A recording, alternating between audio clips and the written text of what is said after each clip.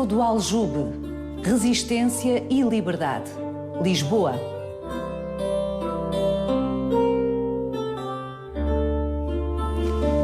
Liberdade. Liberdade de pensamento e de expressão.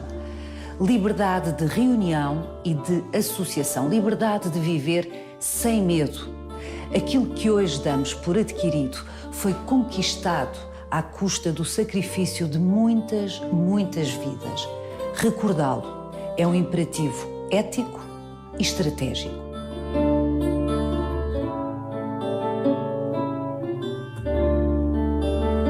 Sem memória não há futuro. Pela prisão do Aljube passaram milhares e milhares de presos políticos entre 1928 e 1965. Este cárcere, que serviu a ditadura militar e a ditadura do Estado Novo, está hoje transformado em museu.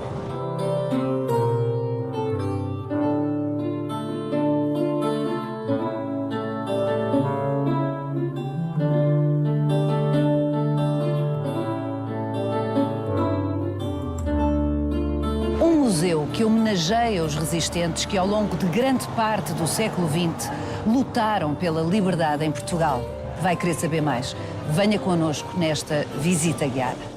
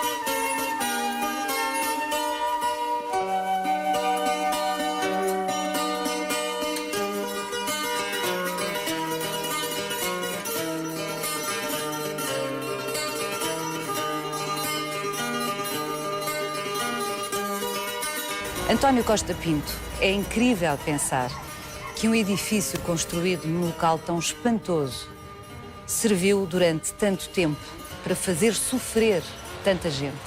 É verdade, este edifício, infelizmente, tem centenas de anos como prisão, prisão religiosa, prisão de mulheres no século XIX, prisão de delito comum, mas entre 1928 e 1965 foi uma prisão política central, quer da ditadura militar, quer do Estado Novo de Salazar, até ser desativado, como eu disse, em 1965. Mas daqui também houve muitos que conseguiram escapar, fugir. Exatamente.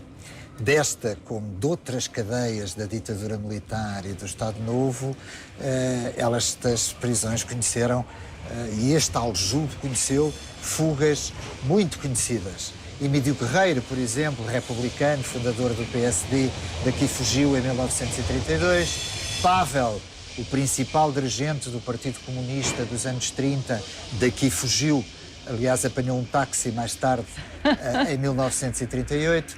Em 1957, 3 funcionários do Partido Comunista Português, entre eles Carlos Brito e Rolando Verdial, que mais tarde, preso novamente, iria, infelizmente, denunciar muitos comunistas e arrastando para a prisão muitos comunistas, daqui fugiram.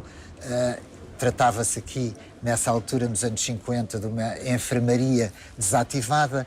Eles conseguiram desarticular uma grade, fugir pelas caleiras, Ou com vários seja, prédios. António, se bem compreendo, Eles fugiram do local exato onde nós estamos, sendo que aqui não existia esta varanda.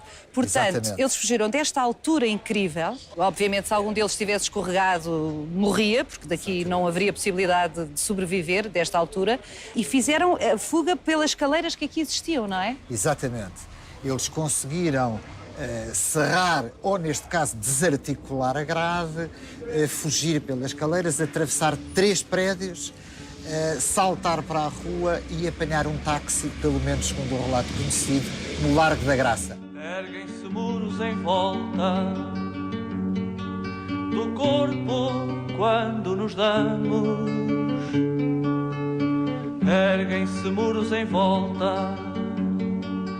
Por esta e por outras razões, e sobretudo pela longa duração do exercício de repressão que significa esta cadeia, é que é tão importante termos este museu. As almas dilaceradas pela dúvida e o negativismo do século, procuramos restituir o conforto das grandes certezas. Não discutimos Deus e a virtude. Não discutimos a pátria e a sua história. Não discutimos a autoridade e o seu prestígio. Não discutimos a família e a sua moral. Não discutimos a glória do trabalho e o seu dever.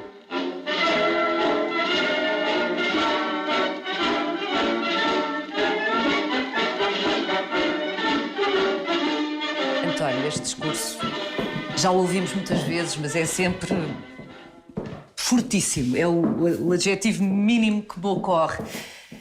Proferido em Braga em 1936. Passaram-se 80 anos.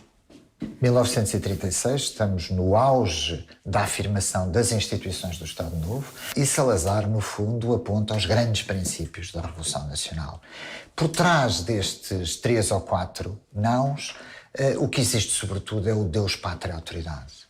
É um regime político que criou um partido único, a União Nacional, para organizar os portugueses para os valores da Revolução Nacional.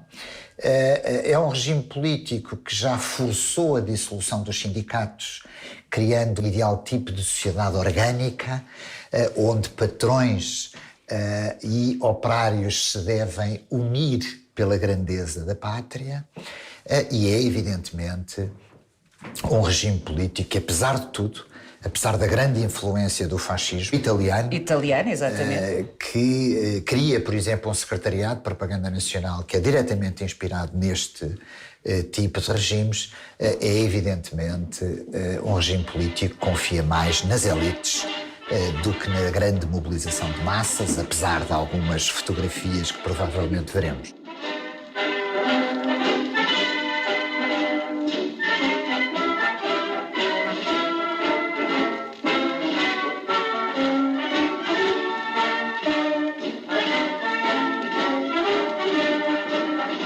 António, a desconfiança de Salazar e do seu regime para com as massas teve, desde logo, uma tradução na organização do Estado, porque é em 1933, aliás, na sequência da nova Constituição, que é criada a primeira polícia política, PVDE, com essa intenção clara. A PVDE, de facto, é criada com base em anteriores polícias políticas. Convém não esquecer que a ditadura militar conheceu um nível muito elevado de violência política, muitos mortos em revoluções republicanas, em golpes de Estado, em deportações em massa, por exemplo, para as colónias, etc. Mas, com a PVDE, existe uma polícia política centralizada, com funções próprias, sob direção, aliás, e continuará a ter praticamente até ao final do regime, por acaso, de militares, mas a PVDE significa a organização de um sistema repressivo que vai contar com informações, que vai contar com uma grande autonomia, que vai progressivamente depender do Presidente do Conselho, diretamente de Oliveira Salazar, e que evidentemente vai ter treino, nomeadamente até de polícias do fascismo italiano, mais tarde a seguir à Segunda Guerra Mundial, enfim, até de polícias de regimes democráticos, mas a PVDE significa evidentemente um salto qualitativo de um regime político que passa a ter uma polícia política diretamente. Assumidamente. É essa a grande diferença, António, entre a ditadura do Estado Novo e a ditadura que vai de 26 a 32, 33, a ditadura militar em Portugal, saída da Primeira República? É essa a grande diferença, ou seja, durante a ditadura militar nós temos muitos presos ad hoc, muitos deportados para as ilhas, para as colónias, temos ainda um modelo repressivo muito ad hoc. A partir da PVDE nós vamos ter uma polícia política ao serviço do regime e das suas instituições. Ao longo dos anos 30, a PVDE encontra-se diretamente associada a tribunais políticos que continuam a ser tribunais militares. Só a seguir à Segunda Guerra Mundial é que os chamados tribunais militares são substituídos pelos tribunais plenários, ou seja, dirigidos neste caso por juízes civis e não propriamente fazendo parte da instituição militar, mas a PVDE vai ser, ao longo do regime, a partir de 1945, com o nome de PIDE, Polícia, Informação e Defesa do Estado, e de Marcelo Caetano, de Direção-Geral de Segurança, mas com uma enorme continuidade, esta polícia política vai desempenhar a função mais importante de repressão, de informação, de prevenção política, quer em Portugal, quer a partir dos anos 50 e 60, nas colónias onde se desenvolve espantosamente.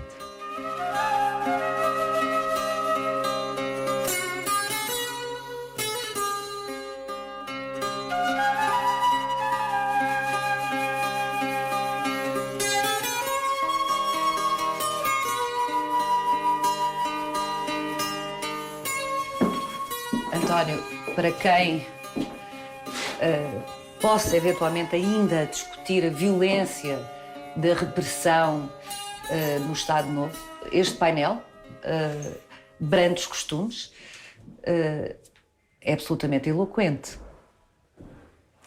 Exatamente, estamos a falar obviamente de Militão Ribeiro, um membro do secretariado do Partido Comunista, um típico comunista dos anos 30, que aliás adere ao Partido Comunista do Brasil enquanto imigrante económico e mais tarde vem para Portugal, que é preso com Álvaro Cunhal em 1949.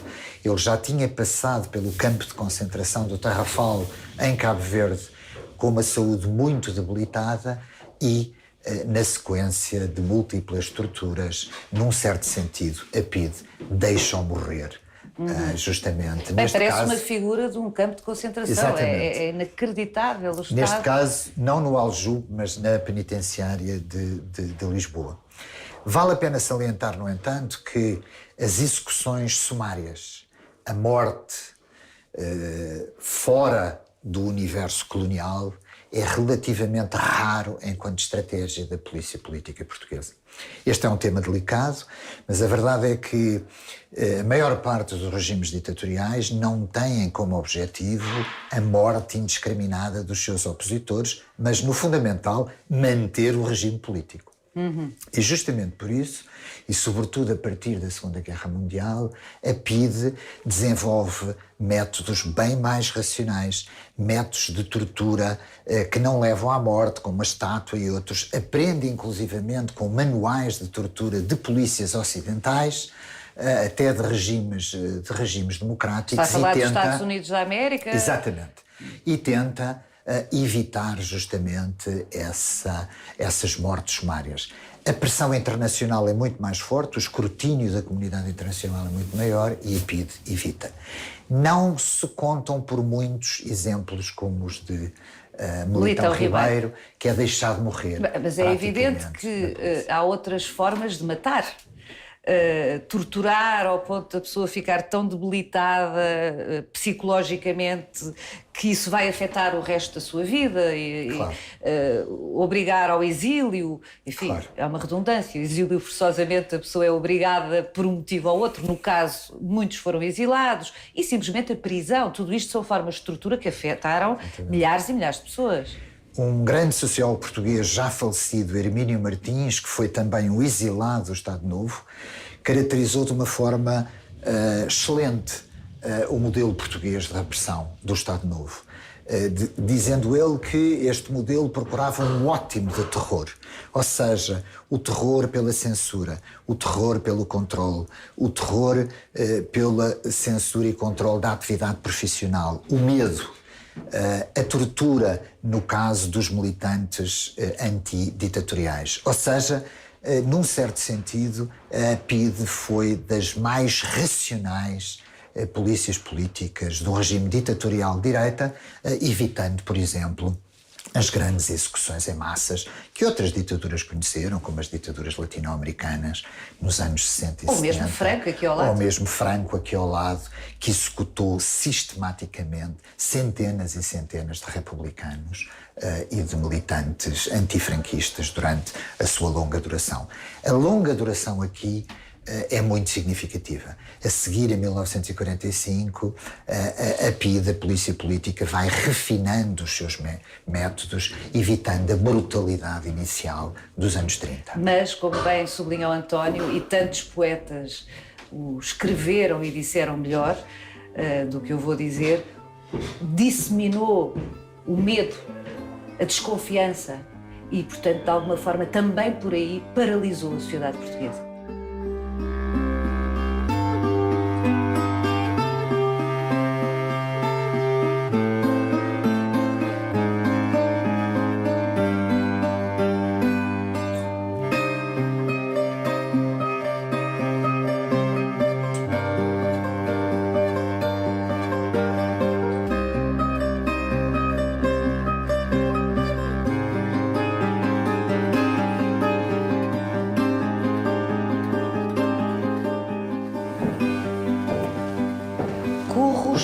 Gavetas, António.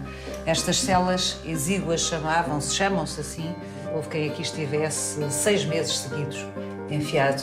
Exatamente. É difícil saber quantos passaram por estes curros, pelo menos durante a longa duração da ditadura militar e do Estado Novo, mas seguramente 10, 12 mil presos políticos aqui estiveram entre um dia ou dois, ou 2, 3, 4, 5 meses. Estes curros, e aliás a prisão do Aljube, sobretudo a partir de 1945, é, sob o ponto de vista repressivo, um anacronismo. Porque é uma prisão histórica, no centro da cidade, e serão, evidentemente, construídos ou reorganizados outras prisões mais modernas, como o Reduto Sul do Forte de Caxias, como Peniche. É preciso pensarmos que, enfim, da rua não se veria cá para dentro, mas estes presos, quando saíam, que seria poucas vezes, mas para serem interrogados, viam o exterior, o que é duplamente inquietante pensarmos, de facto, poderem fruir por breves instantes desta beleza.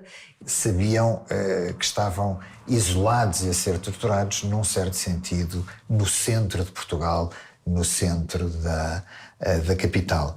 Passaram por aqui comunistas, republicanos, anarcossindicalistas, inocentes. Uma das dimensões, por vezes, mais esquecida da história destas polícias políticas, e neste caso da PIDE, é que também passa por aqui muita gente inocente no sentido de que foram apanhados por engano, que nunca foram, aliás, perderam o seu emprego por causa disso, que foram torturados. É o caso, por exemplo, em 1937, daqueles que foram falsamente acusados e torturados de terem ensaiado a execução de Salazar, o atentado bombista a Salazar. Até outros que passaram por aqui. Passaram por aqui republicanos, Arlindo Vicente, candidato à presidência da República, que desistiu a favor do general Delgado, Álvaro Cunhal, enfim, e tantos Arlindo Vicente, que fez uma série de retratos muito impressionantes na prisão de Caxias. A prisão de Caxias, onde também Júlio Pomar tinha pintado o almoço do Trolha. Aqui dentro não podiam nem ter um lápis, mas em Caxias, visivelmente, era possível desenhar, pintar, ao ponto de poder ter-se criado esta obra notável, o almoço do Trolha, não é? Portanto, ou até em Peniche. Quando nós falamos em repressão e polícia política sobre o Estado Novo, eu creio que aqui, dada a sua longa duração, as fases são bastante importantes. Ou seja, recapitulando, o Aljube, a prisão do Aljube, funcionou, enfim, no século XX e com este caráter político, de 1928 a 1965. Exatamente. E é fechado por preocupação e sugestão da própria polícia política, que acha as instalações desadequadas, pouco seguras, que sofrem escrutínio no centro da cidade, justamente, que começa a ser também alvo de campanhas internacionais. É a própria polícia política que aconselha o encerramento desta prisão, até porque, entretanto, tinha instalações mais modernas, como a de Caxias ou até como o Forte de Peniche. Mas passam por aqui, são torturados, são isolados, muitos presos políticos, mas há um ponto que eu acho que vale a pena salientar. A partir de 1945, a oposição pode manifestar-se periodicamente na legalidade durante um curto espaço de tempo.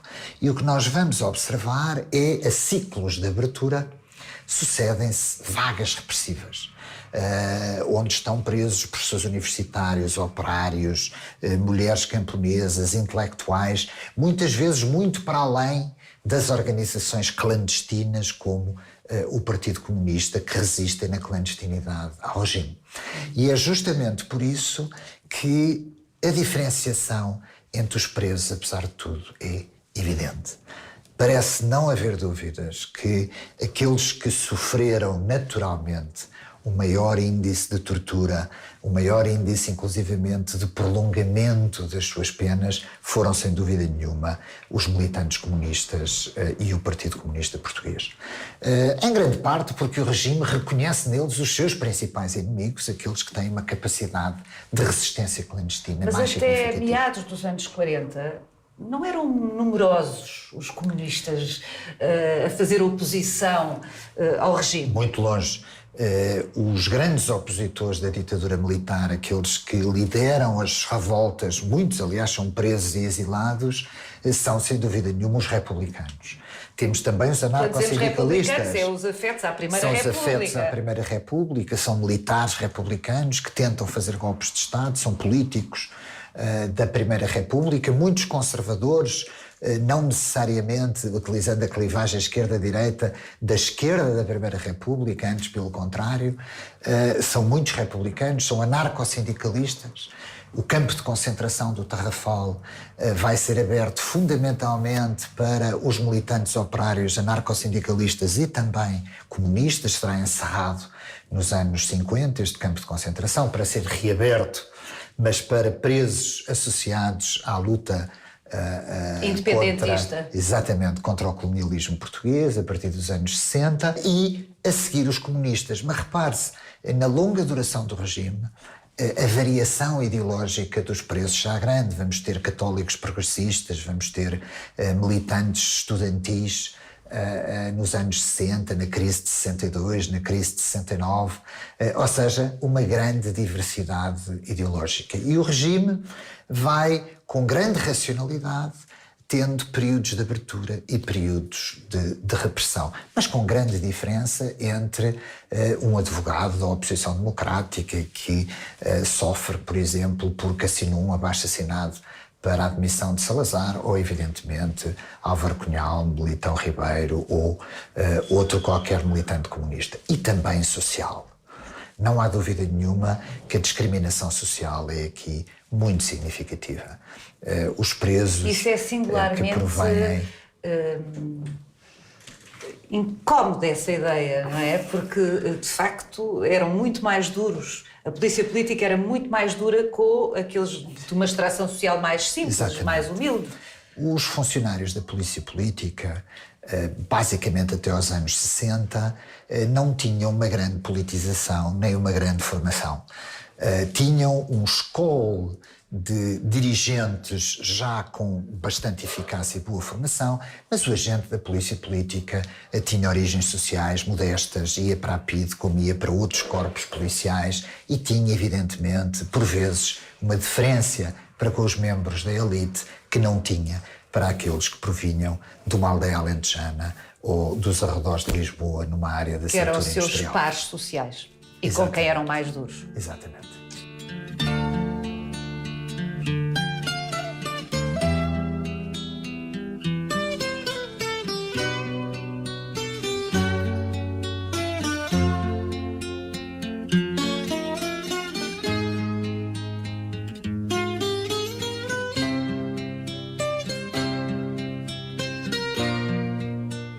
António, esta parede sempre me impressionou particularmente, porque imprensa prisional, ou seja, se bem compreendo, todos estes jornais, porque estamos a ver primeiras páginas de jornais, ainda que manuscritos em muitos casos, foram produzidos em prisão. Exatamente. As pessoas que os fizeram estavam presas. Como é que foi possível? A maior parte destes jornais são, no fundamental, dos anos 30. Numa altura em que, apesar de tudo, o sistema prisional ainda tinha funcionários autónomos da polícia política, o controle não era tão apertado como foi progressivamente sendo o caso, e estamos aqui a falar de órgãos revolucionários de formação política que eram feitos efetivamente no interior das cadeias. Mas também, e essa era a questão mais importante, creio eu, era a passagem muitas vezes de informação e de contacto entre a cadeia e as organizações de apoio justamente a estes presos políticos. E temos muitos outros casos aqui nesta sala de passagens de informação para o exterior, em camisas, em camisolas, etc. É preciso verificar que a maior parte das cadeias e o seu pessoal cumpria no fundamental as suas funções, mas muitas vezes olhava, digamos, de lado perante este tipo de atividades. Deixava passar. À revelia, evidentemente, da direção e à revelia dos dirigentes da polícia política. Claro. À medida que a polícia política vai aperfeiçoando o controle sobre os presos políticos, este tipo, digamos, de imprensa clandestina no interior das cadeias vai diminuindo. Mas a imprensa clandestina cá fora? A imprensa clandestina, no seu todo, cumpre diversas funções. Convém não esquecer que, no caso do Estado Novo, existe, obviamente, uma fortíssima censura à imprensa, mas há segmentos que a censura deixa passar. A oposição democrática e até mesmo a oposição comunista consegue fazer passar parte da sua mensagem em certo tipo de órgãos de informação. A censura é dirigida, no fundamental, por militares, é uma herança da ditadura militar. Aliás, outras instituições do Estado Novo, como a Legião Portuguesa e outros, serão dirigidos por militares e muitas vezes, ou por ignorância, ou por períodos de maior abertura, deixa passar uma parte da mensagem, digamos assim, de oposição. Há vários órgãos clandestinos que são produzidos em Portugal na clandestinidade, muitas vezes são introduzidos a partir do exílio em Portugal, panfletos, etc. E muitas vezes também, aproveitando os períodos das chamadas eleições, que não são evidentemente verdadeiras eleições, são aproveitados legalmente para serem distribuídos à população.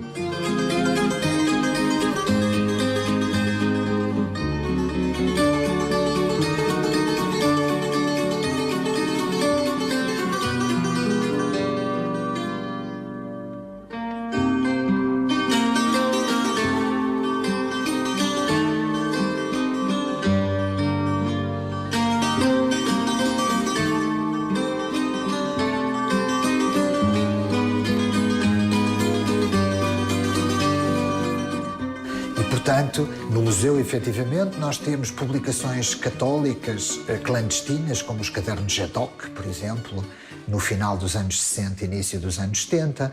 Temos publicações clássicas clandestinas associadas ao Partido Comunista, associadas a organizações de frente exiladas, mas conseguem distribuir as suas publicações clandestinamente em Portugal. Temos, inclusivamente, publicações que são ilegalizadas e que provêm até de dissidentes do próprio regime. Mas há um ponto que me parece importante, é que, sob o salazarismo, muito embora com uma grande repressão e sofrendo efetivamente as consequências, existe uma grande diversidade de imprensa clandestina que vai chegando às fábricas, vai chegando às universidades, vai chegando a alguns locais de trabalho.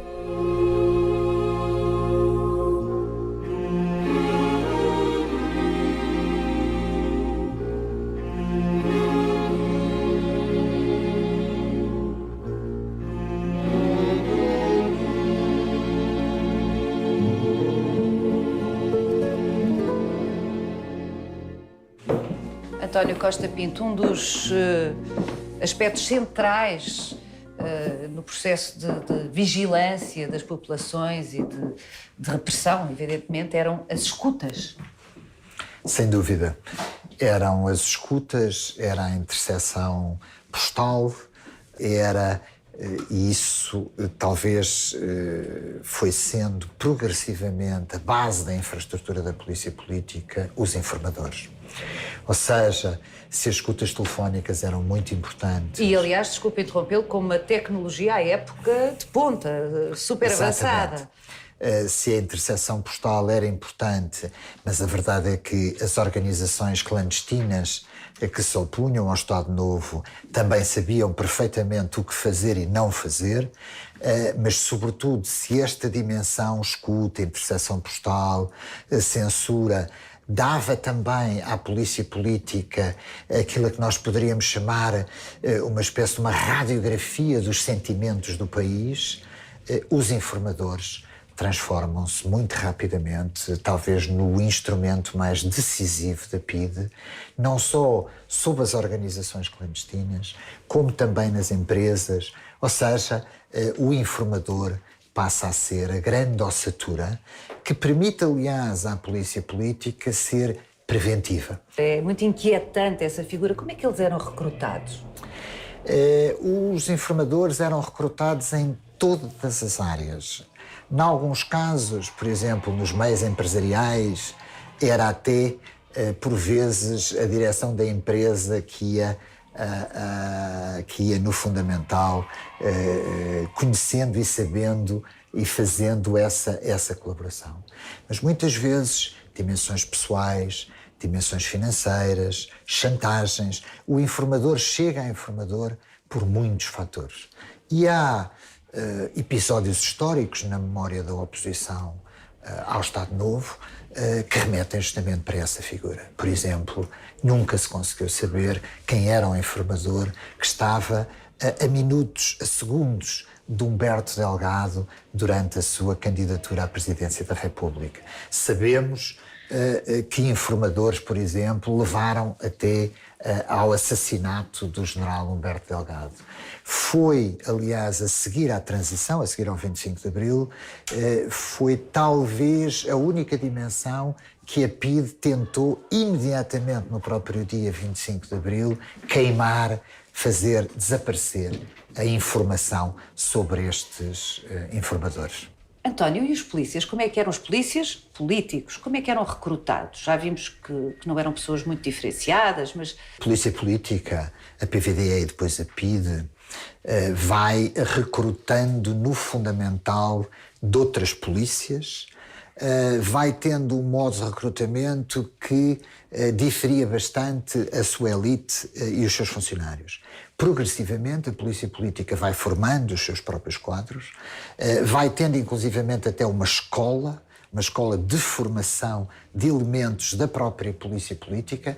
Portanto, é um processo relativamente lento. Os polícias dos anos 30 já têm pouco a ver com uma polícia mais sofisticada dos anos 60. E mais politizada, seguramente. Com um corpo de inspectores com maior formação, com maior capacidade, inclusivamente, de absorção dos modelos internacionais de funcionamento das polícias de informação e, portanto, é uma instituição que vai ficando progressivamente mais sofisticada.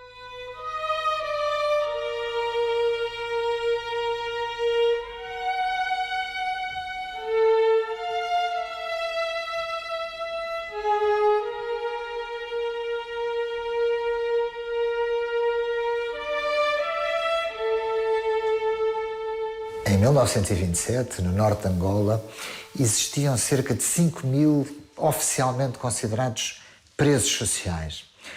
No início da ditadura militar, os presos nas colónias eram presos considerados presos sociais porque muitas vezes os seus delitos não eram de oposição à ditadura, mas eram presos muito associados, por exemplo, à recusa do trabalho forçado, a manifestações de resistência tradicional da sociedade africana ao colonizador e à elite colonial. Porque, de facto, a polícia política, ao longo dos anos 30 e dos anos 40, nas colónias, pensa sobretudo nos deportados, no controle dos deportados políticos, na elite de origem metropolitana, como se dizia nessa altura, mas que estava nas listas da oposição democrática, que apoiou, por exemplo, o general Humberto Delgado. No entanto, com o despertar dos movimentos nacionalistas modernos em África, a partir da Segunda Guerra Mundial e, sobretudo, a partir dos anos 50, a polícia política expande o seu número de funcionários nas colónias. Estamos a falar da fundação do MPLA, estamos a falar da fundação da Frelimo, do PAIGC e de outros movimentos de libertação. Estamos a falar da Casa dos Estudantes do Império e da fuga de estudantes nacionalistas de Lisboa no início dos anos 60. A polícia política expande-se de uma forma brutal e tem dois fatores, creio eu, de mudança que até aí eram desconhecidos. Em primeiro lugar, cria uma rede de informadores internacionais. Muitos estão em Paris, muitos estão na Alemanha, muitos estão na Holanda, muitos estão no Zaire, noutros países africanos que abrigam movimentos de libertação, contam com uma rede de informadores bastante significativa e chegam a fazer ações que pelo menos lhes são atribuídas, como algumas execuções, alguns assassinatos, nomeadamente Parará Sempre a questão de Mondlane, porque sabemos hoje que a operação contra o PAIGC e contra Amilcar Cabral foi uma operação fundamentalmente das Forças Armadas.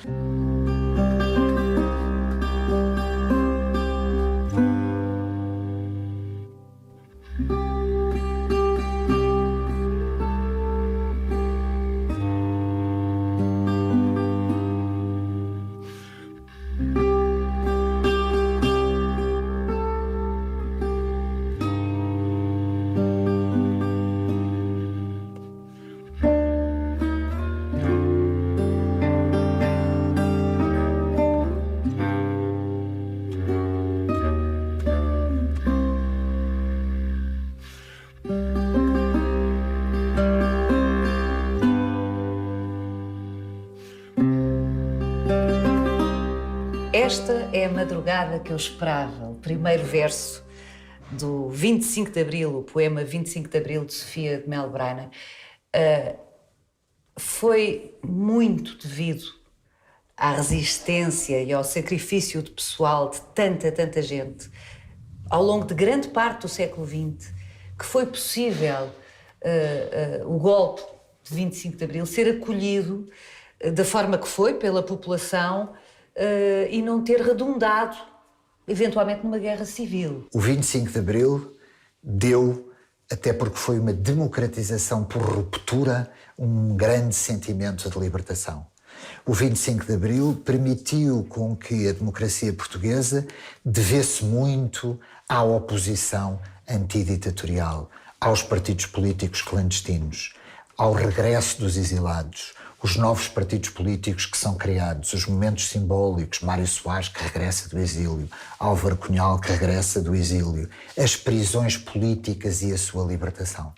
Outras democratizações foram mais um produto, muitas vezes, da liberalização por parte da própria elite autoritária. Não que a democracia espanhola não seja também o produto da luta antifranquista, mas ela foi muito mais e também o produto de setores reformistas da própria ditadura. No caso português, não. A ruptura entre o passado e o presente foi bem mais evidente, o que fez com que o 25 de Abril fosse também uma conjuntura de grande denúncia de libertação de um regime ditatorial. Mas, António, foi só o regime que erudiu, como diz, a partir de 45, estando, aliás, consciente disso, sabendo que já não era bem quisto pelos portugueses ou por grande parte dos portugueses, ou realmente o labor clandestino, também insidioso, evidentemente, dos oposicionistas de todos os quadrantes ao regime, contribuiu para o caldo de aceitação do golpe do dia 25 de Abril? Contribuiu decisivamente para esse caldo e para essa sensação de libertação. Repare, são segmentos do movimento católico que começam a decidir do regime, que criam organizações de marcação. São militares que começam progressivamente a contactar com organizações de oposição. São manifestações clandestinas da oposição transformadas em manifestações legais, muito claramente nas eleições, por exemplo, de 69 e da denúncia da natureza ditatorial do regime. E o facto de ser um golpe de Estado não hierárquico dos chamados capitães de Abril, que fazem justamente esse golpe, dá a esta elite da oposição um papel muito mais significativo e muito maior do que tiveram movimentos de oposição noutros processos de democratização, Espanha, onde a sua oportunidade foi de facto menor. Espanha, até em muitas transições à democracia, por exemplo, a partir de ditaduras de tipo socialista na Europa Central e Oriental e outras na América Latina. António, existiu fascismo em Portugal? Nos anos 70, a maior parte dos regimes ditatoriais de direita eram considerados fascistas.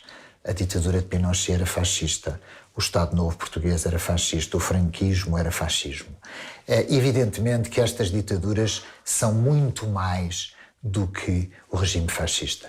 O fascismo existiu efetivamente em Portugal e o salazarismo recolheu inspirações do fascismo, mas na sua longa duração transformou-se numa ditadura de direita em que os polos fascistas foram sendo progressivamente abandonados. E é justamente isso, em grande parte, que está aqui neste museu.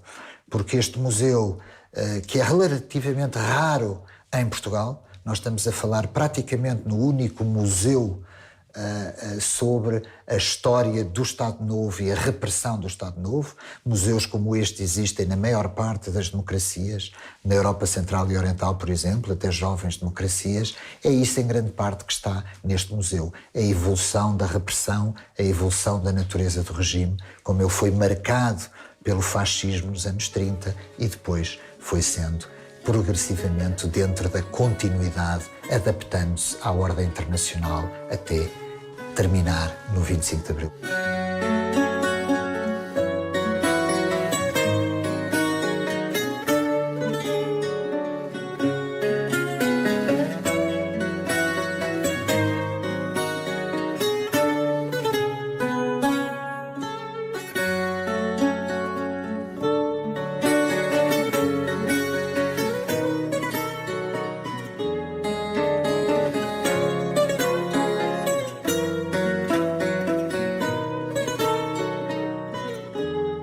Este museu é um museu que fixa para a memória presente, de uma forma, aliás, extremamente bem conseguida, os momentos mais importantes da dimensão de repressão deste regime.